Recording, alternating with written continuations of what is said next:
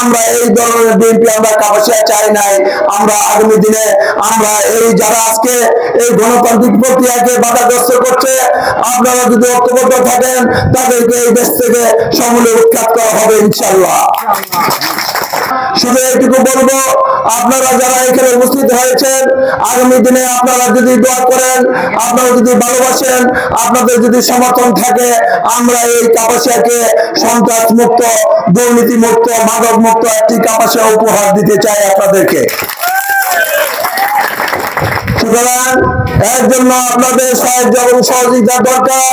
আমি মনে করি সঠিক নেতৃত্ব পেলে, সঠিক আদর্শ পেলে, আমার নেতা এখানে বলেছেন আমরা বিএনপি করে, বিএনপি অনেক বড় দল, বিএনপির মধ্যে অনেক নেতাদের এমপি হওয়ার যোগ্যতা আছে, তাই আমরা নমিনেশন চাইতে পারি, এটা আমাদের অধিকার, এটা আমাদের গণতান্ত্রিক অধিকার। তারপর সংগঠন যাকে নমিনেশন দেবে তার পিছনে আমরা কাজ করব।